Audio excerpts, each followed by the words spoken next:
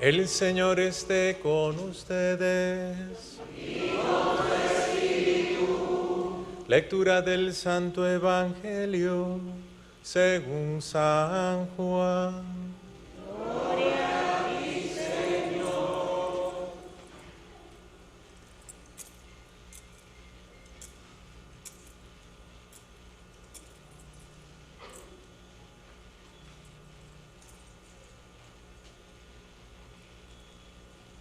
En aquel tiempo vio Juan el Bautista a Jesús, que venía hacia él, y exclamó: Este es el Cordero de Dios, el que quita el pecado del mundo. Este es aquel de quien yo he dicho: el que viene después de mí tiene precedencia sobre mí, porque ya existía antes que yo. Yo no lo conocía, pero he venido a bautizar con agua para que él sea dado a conocer a Israel. Entonces Juan dio este testimonio: Vi al Espíritu Santo descender del cielo en forma de paloma y posarse sobre él. Yo no lo conocía, pero el que me envió a bautizar con agua me dijo: aquel sobre quien veas que baja y se posa el Espíritu Santo, ese es el que ha de bautizar con el Espíritu Santo. Pues bien, yo lo vi y doy testimonio de que este es el Hijo de Dios. Palabra del Señor. Gloria a ti, Señor Jesús.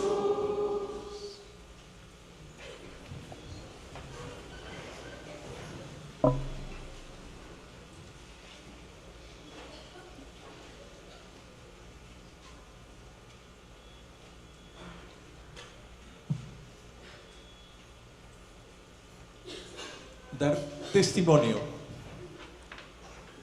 significa hablar con la vida. Por eso es muy difícil hablar sin vida, sin actuar.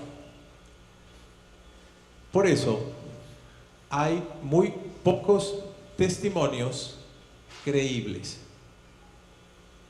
Hay mucha palabrería, pero hay muy poca vida.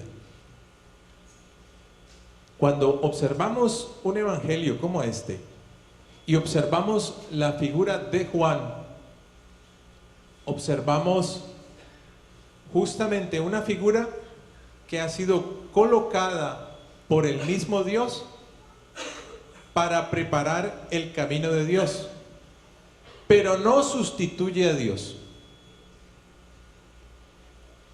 No obstante, el que testifica no reemplaza a Dios. Ese que testifica debe mostrar a Dios. En ese orden, es importante entendernos a nosotros bautizados, cristianos, consagrados, comprometidos con Cristo, luz de las naciones, en medio de tanta oscuridad, en medio de tanta confusión y en medio de tanta tiniebla, en medio de tanta mentira, en medio de tantas propuestas, en medio de tantos consejos, en medio de tantas ilusiones que se nos venden en el nombre de Dios, o en el nombre del amor, o en el nombre de la verdad, en el nombre de la vida. Y aquí, ¿cómo es de importante escuchar al profeta Isaías? ¿Escucharon al profeta Isaías? ¿Qué dice el profeta Isaías? Desde el vientre, desde antes, desde que yo tuviera conciencia, Dios nos consagró. Y créanme que estamos justamente en un punto clave de no solamente en nuestra relación cristiana, sino en la solución a muchos de nuestros grandes interrogantes. ¿Y saben cuál? Que ni usted ni yo somos objeto de la casualidad o del azar. Entender eso para un cristiano es muy complicado, pero no entenderlo, me refiero al sentido común. No me refiero simplemente al hecho de la razón, entender que Dios me eligió, entenderlo aquí adentro, en el corazón, como una certeza, como una convicción. Ahí es lo más complicado. Porque, miren, es increíble cómo el ser humano, en muchas de sus inconsistencias, en muchas de sus insatisfacciones interiores, en muchas de sus frustraciones o en mucho de su sinsentido, no tiene claro que no es un objeto del azar, sino que es un instrumento de la gracia, es un don de Dios y tiene un lugar en el tiempo, en el espacio, en la historia. Por eso, si usted fue atento a las lecturas, se da cuenta de un elemento que coincide. Dios que elige, Dios que señala, Dios que predestina, Dios que escoge. ¿Y saben qué muestra eso? Que hay un designio de Dios. Sí, es claro que se está hablando del Salvador. Y por eso el evangelista Juan, a través de Juan el Bautista, testifica que Juan, señalando a quién, al Cordero de Dios, el que quita el pecado del mundo, aquel que va a resolver todos los problemas, todas las situaciones difíciles del ser humano, de la sociedad, del mundo, de la iglesia. Pero esa es una verdad que hay que entenderla, repito, entender no con la razón, creerla. Cuando yo hable de entender, saltamos de una vez de la razón a la convicción. Entender para el cristiano no necesariamente significa la razón, a pesar de que la razón nos ayuda a entender. ¿Sí es claro o no? ¿Cómo yo entiendo? ¿Cómo un cristiano entiende? ¿Y sabe por qué le voy a resolver eso rápido? Porque la lógica humana no es la lógica de Dios. Así de sencillo. Uno pretende entender con su razón, es decir, con su lógica humana, lo que solamente puede ser entendido con la lógica divina, y ahí se enreda la vida. Y por eso la vida la tenemos tan enredada muchos de nosotros, para comprender lo incomprensible. ¿Qué es lo incomprensible? Muchas de las circunstancias y situaciones que vivimos, que tal vez no queremos, o que simplemente no entendemos con la razón, porque eso no cabe en la lógica nuestra, pero sí en la lógica de Dios. Un ejemplo básico, miren, en este orden para que continuemos en nuestra reflexión. El mundo pudo entender que el Dios omnipotente se escondió en la figura de un hombre, se hizo hombre y nace desapercibido, pasa como cualquier hombre, actúa como cualquier hombre. Es más, acabamos de celebrar la Pascua de Navidad, ¿verdad? Y en la Biblia se tiene por cronología la experiencia de Jesús niño. Después saltamos a los 12. Después se nos pierde Jesús hasta los 30. Y lo tenemos 3 años. Y después se nos va y después se nos queda. ¿Sí? Hicimos un recorrido. ¿Usted se ha preguntado por lo menos qué pasó después de los 12 hasta los 30? Porque no es que no sea importante, pero porque ese Jesús que nace y que pasa actuando como un hombre cualquiera se nos esconde después de los 12 años hasta los 30. ¿Se ha hecho esa pregunta o no? Hágasela y en oración respóndasela, pero ese no es nuestro tema hoy.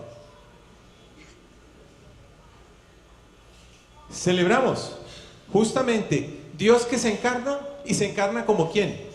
Como un hombre. Y nace en la condición humilde, nace pobre, pero se hace hombre y asume nuestra condición de hombre. Pero volvemos a nuestro tema hoy. He ahí el Cordero de Dios. ¿Cuál es la figura de Juan? ¿O cuál es el propósito de Juan? Señalar la luz, señalar al Salvador. Pero Juan, antes de eso, se convenció de algo. ¿De qué se convenció Juan? ¿Qué se les ocurre? ¿De qué se convenció Juan? Si Juan es la voz que grita en el desierto, prepara el camino del Señor. ¿Saben de qué se convenció Juan primero? Para llegar a una instancia como esta que nos muestra el evangelista hoy, apenas ve a Jesús, Jesús viene de frente. ¿Usted se imagina cuántas veces se había encontrado Jesús con Juan? Esta no era la primera vez que Jesús se encontraba con Juan. Pero el evangelista da testimonio de un hecho. Observen esto. Jesús va en dirección a Juan. Eso dice mucho. ¿Saben qué dice? Jesús va en dirección a Juan. Y cuando lo ve venir, Juan, ¿qué dice? He ahí el Cordero de Dios que quita el pecado del mundo. Llegó el tiempo. Y lo va a confirmar San Pablo en la carta a los Gálatas, cuando habla justamente de la plenitud de los tiempos. Dios que se muestra. Ese Juan, ¿saben de qué estaba convencido? Primero estaba convencido de que Dios había puesto su mirada sobre él. Y que la razón de Juan en este mundo y en esta tierra era señalar al Cordero de Dios. Y después Juan desaparece. ¿Saben cómo desaparece, no? Miren, cuánta gente en esta tierra y en este mundo busca un espacio. Entiéndase, por espacio, dignidad. Entiéndase por espacio, autoridad. Entiéndase por espacio, razón para vivir. ¿Cuántos de nosotros hemos perdido el sentido de la vida porque no nos sentimos como en un espacio? ¿Qué significa un espacio? Como una razón para vivir, con una razón para vivir, con un sentido para vivir. Juan tenía clara conciencia del designio de Dios sobre él. Y esa luz se convierte en ¿qué? Eso que es vocación se convierte en una misión. ¿Cuál? Señalar la luz. Miren, es claro que yo no puedo señalar la luz cuando esa luz a mí, primero, no me ha iluminado. Yo no puedo ser verdad cuando esa verdad a mí no me ha integrado. Por eso, a la base del mensaje de este evangelio, ¿saben qué radica? La conciencia del don. ¿Cuál es el designio de Dios? En otras palabras, ¿cuál es mi lugar? ¿Cuál es mi lugar en este espacio, en este tiempo y en esta historia, en este cuarto de hora que pasa volando? Pasa volando. Por eso, el momento que no se viva a plenitud. ¿Y qué significa vivir el momento a plenitud? Descubrir el designio de Dios en mi hoy, en este presente, y responder a ese designio de Dios en este presente, que va más allá de nacer, crecer, reproducirse y morir. Mis hermanos, hay mucha intrascendencia en nuestra vida, hay mucha banalidad, y por eso hay muchas crisis de aburrimiento. Por eso hay muchos bajones en el estado de ánimo. Por eso hay mucho sinsentido. Por eso hay mucha depresión. Hay razones en cada instante para vivir. ¿Saben cuáles son las razones? Vivir en orden al designio divino. Vivir en orden al lugar, espacio, tiempo que Dios señaló para mí. Hay mucha fatiga inútil, mucho tiempo desperdiciado. ¿Saben cuando usted valora el tiempo? Es curioso, últimamente, por razones no solamente del ministerio, sino de la vida personal, me ha tocado estar en clínicas y en hospitales. Y una noche, pasando la noche con un enfermo, hubo dos, los que están en el ámbito de la salud lo entienden, hubo dos códigos azules. ¿Sabe qué significa eso cuando lo declaran en una clínica, en un hospital? Un código azul significa que entra en estado de emergencia porque hay alguien que se debate entre la vida y la muerte. Y hay que hacer algo rápidamente para ver si lo reaniman, para ver si lo recuperan. Y me tocó uno muy cercano. Muy cercano. Yo estaba cuidando a un enfermo, un familiar, pero me tocó uno muy cercano. Yo no pude acceder en ese momento. Pero eso pasa en 10 minutos. En emergencia, en las urgencias. Y en 10 minutos, y esto es mucho, no lo recuperaron. Y se fue. ¿Saben dónde se valora? El razón. ¿Dónde se valora? Cada minuto de la vida y del don, justamente cuando uno ve luchar un alma, un cuerpo, un enfermo, luchando por su vida. Y hay gente que quiere morirse.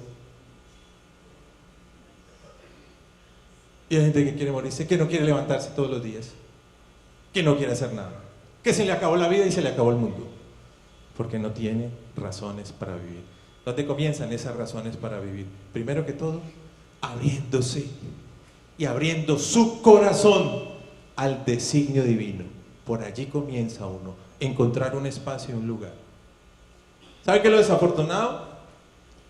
Que a pesar de que encontramos el espacio y el lugar, en ese espacio y en ese lugar, mucha gente se da codazos.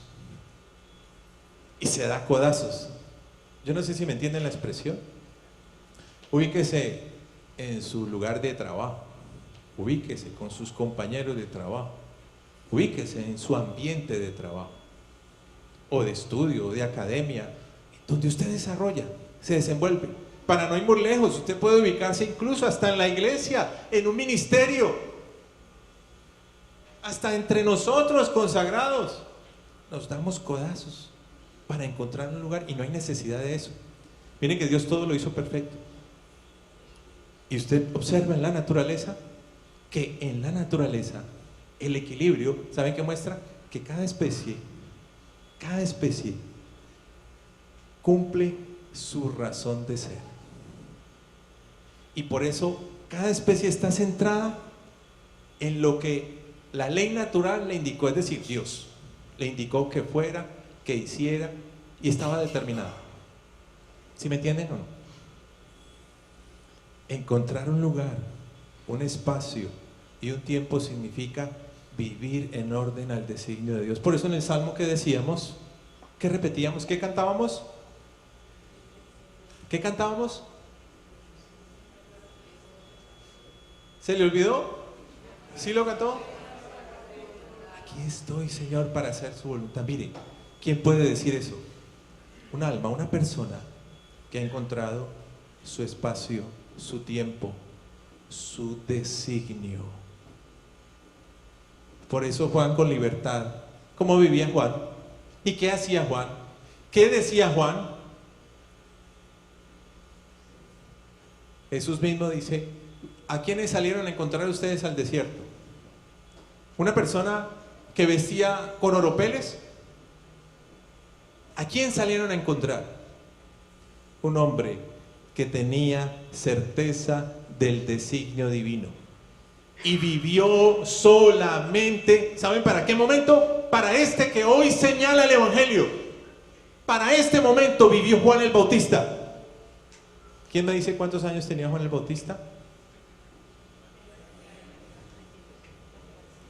¿Quién me dice? Eso está en la Biblia. ¿Cuántos? 30 años, 6 meses. Más que Jesús. 30 años vivió solamente, y así encontramos muchos personajes como Simeón o la profetisa Ana. Solamente vivieron para ese instante. Por eso ahí es donde uno se da cuenta del valor de cada instante, y sobre todo de cada instante, sino del lugar y del espacio y del tiempo y del momento en el que Dios a mí me quiere, como me quiere y a la hora que quiere y con quien quiere. Estar en el lugar equivocado es lo más común entre nosotros. ¿Y saben que ese es un síntoma? ¿Saben de qué? De la vaciedad, del sinsentido, del aburrimiento, de la sinrazón, de los bajos. Quien ha encontrado el designio divino no tiene razones para ser infeliz, para estar triste, para estar vacío, para llenar su vida y los espacios de su vida con superficialidades y con vaciedades.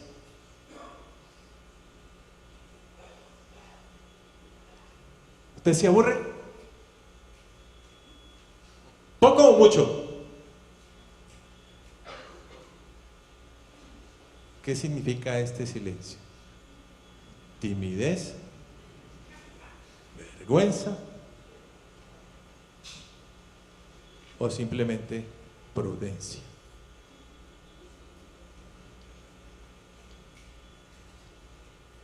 Mis hermanos, no se nos ha regalado un momento, una historia y un tiempo para la nada.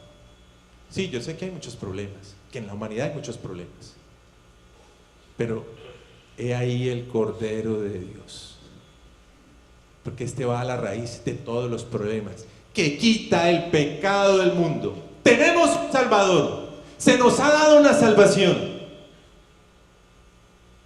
Por eso no hay razones para seguir las consecuencias justamente de la sinrazón, que fue el pecado.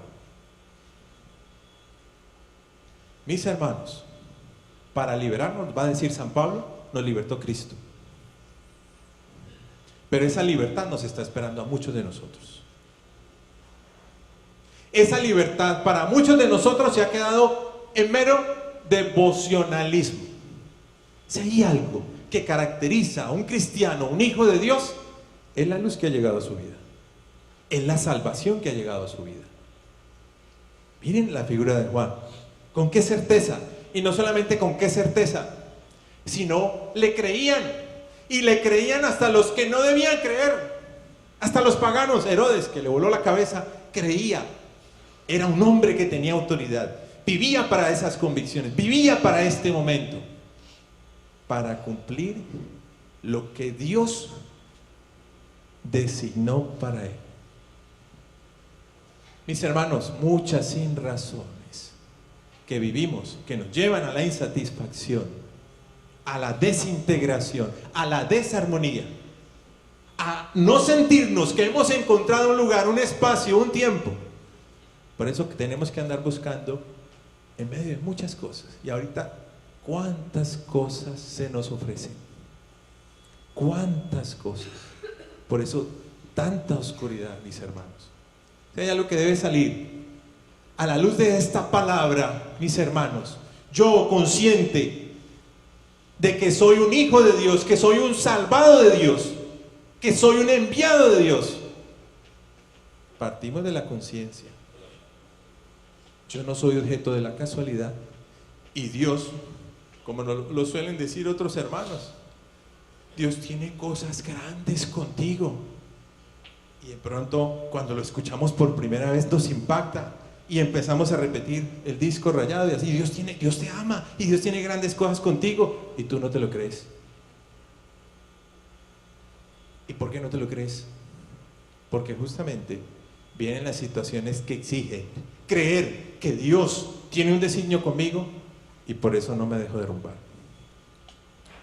Mire, yo no me he caracterizado en mi experiencia de fe por ser un profeta de desastres, pero mis hermanos, escuchen esto. si yo no me determino en mi relación con Dios, si esa relación no es profunda, íntima, no es una certeza en mi vida, la oscuridad, las tinieblas, el pesimismo, el despotismo, la soberbia, la tiranía, el pecado, nos van a comer vivos.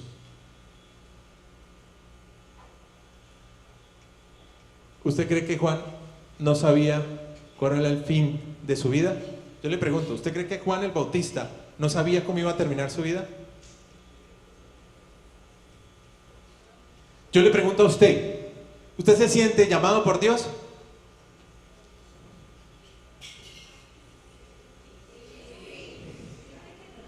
¿Elegido por Dios? ¿Predestinado por Dios? ¿Usted sabe cómo va a morir? Debiera.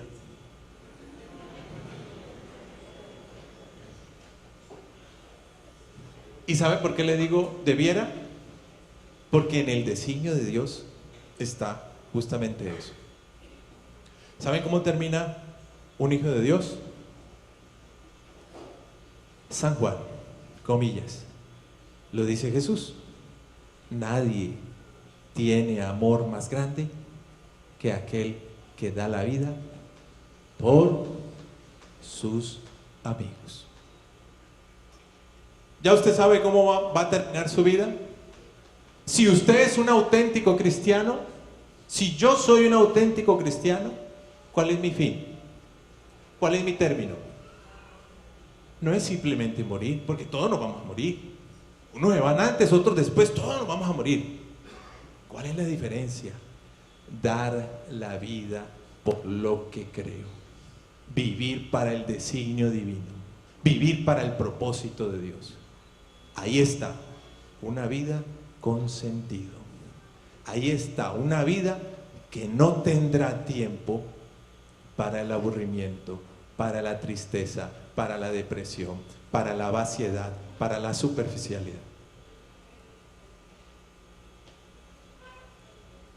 Juan la tenía clara. ¿Ya usted sabe cómo va a morir? No, yo sé que usted no sabe, pero sí sabe para qué vive. El cristiano auténtico sabe para qué vive, para dar la vida. No cómo va a morir, yo no sé, si va a morir de un cáncer, de un infarto, lo va a coger un carro, como sea, eso va a llegar. ¿Cuál es el punto? ¿Cuál es realmente el punto? ¿En qué estás dando la vida? ¿En qué la estás invirtiendo? Porque el que pretenda ganarla, la pierde. ¿Sabes perder la vida? Hoy por hoy, depresión, sinsentido, vaciedad, tristeza, aburrimiento, soledad, todo lo que usted quiera ahí. Enfermedad de este siglo. Recuerdo una experiencia interesante. Allá en Colombia tenemos un lugar supuestamente para ayudar a personas que tienen muchas dificultades. Y recuerdo un joven universitario, pues con muchos problemas, entre otros de droga, de sinsentido, en fin. Claro cuál es el origen de esas realidades: familia disfuncional, padre que se fue, madre que quedó sola, luchando por sus hijos, en fin, todo lo que usted quiera. Y recuerdo que este muchacho llegó para pedir ayuda. Y cuando llegó, pues llegó con toda su universidad en la cabeza y con todo su esquema de vida, ¿no?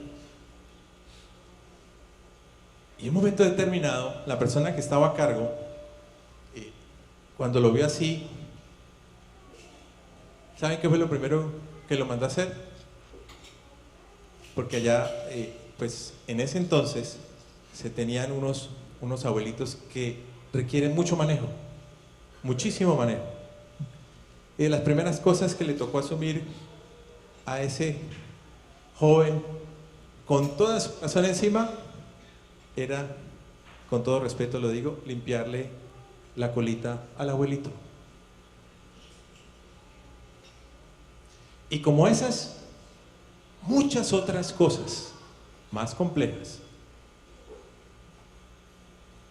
¿Saben qué decía este hombre después de un buen tiempo? ¿Saben qué decía? Que ahí él entendió cuál era su dignidad. Y encontró razones, porque él ya las había perdido. Razones de su dignidad las había perdido. ¿Y las encontró dónde? Justamente en la impotencia, en la escasez y en la debilidad de otro, que tenía la misma dignidad que él. Mis hermanos, me desvié un poquito, pero ya llegamos al centro. He ahí el Cordero de Dios. Usted tiene claro su designio. Si usted podrá decir, si es padre de familia, pues ser un buen padre de familia. No, Señor, ahí no queda su misión. Si soy esposo, si soy esposa, ser una buena esposa. Si soy padre, ser un buen padre. No, Señor, ahí no termina su misión. Esa es su vocación, ese es su medio. Pero justamente en el día a día, cuando uno se abre al don de Dios, descubre en esa vocación el espacio, el tiempo, el lugar.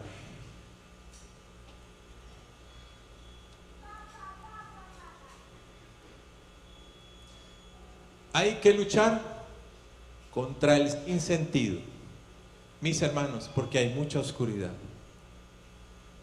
Y a usted le ha llegado la luz. Te hago luz de las naciones. Sí, eso está dicho para Jesús, pero en Jesús está dicho para cada cristiano, para cada uno de nosotros. ¿Sí es claro? He ahí el Cordero de Dios. Es claro que tú y yo, en medio de esta oscuridad, en medio de esta confusión, hemos sido señalados por Dios para señalar al Salvador. Más allá de las palabras, es con la actitud. Este clima de violencia, de inseguridad, de desconfianza, de vacío, hay que combatirlo. ¿Con qué? ¿Con qué? ¿Con qué hay que combatirlo?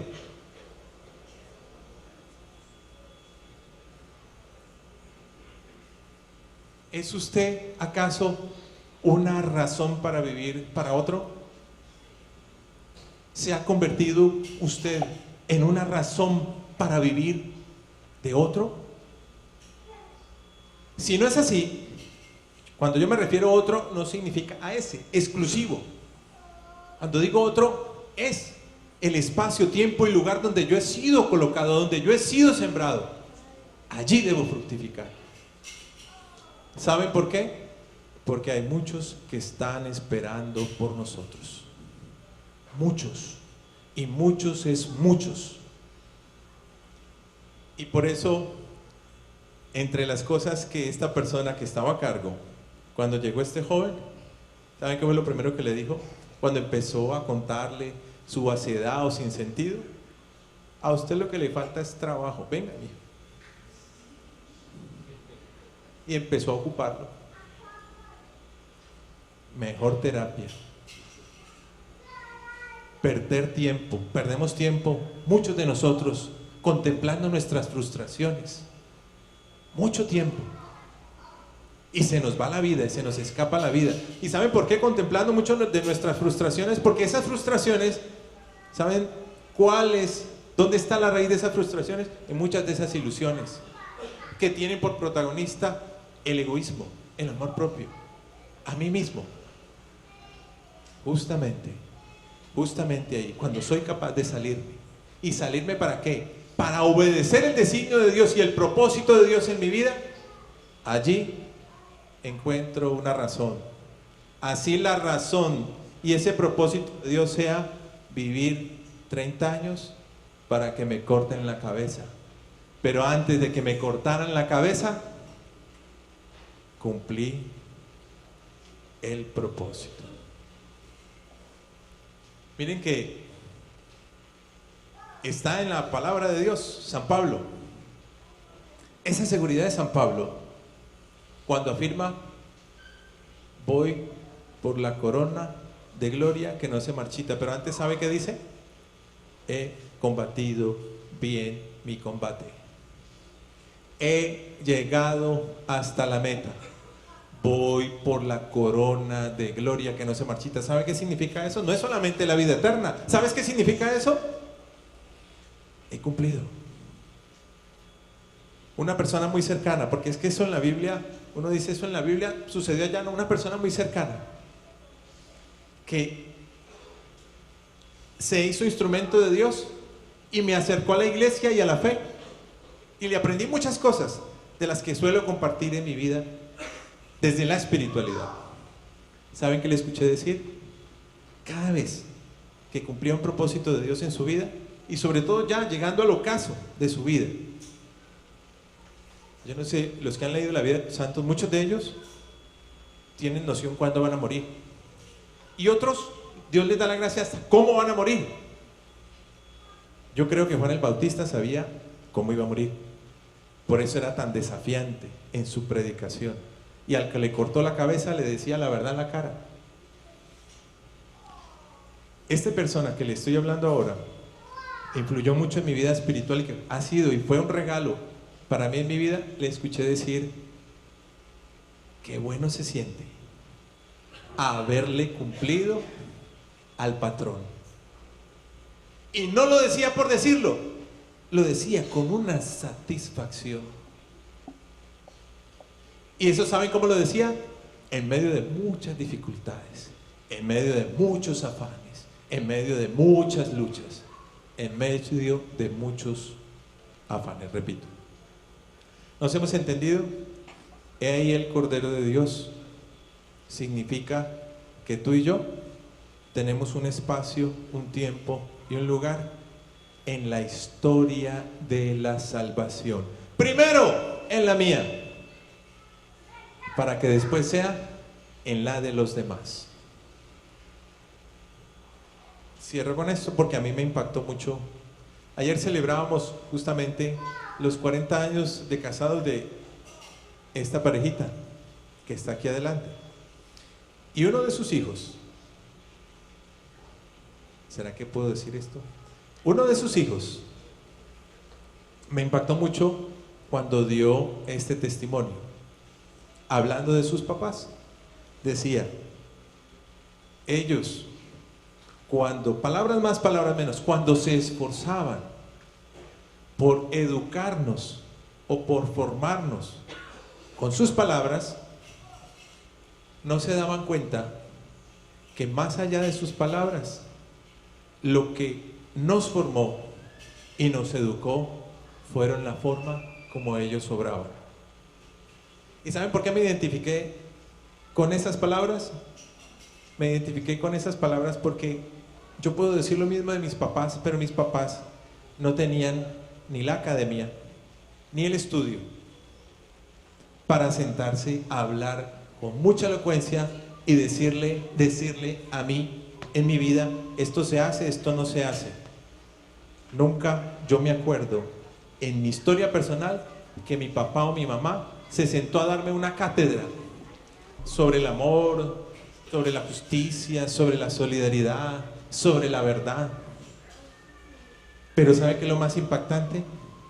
Que yo puedo decir, sin esa cátedra, por lo menos puedo decir de mi padre, que me enseñó con su vida y hoy con su silencio postrado en una cama, con un Alzheimer, decirme la honestidad.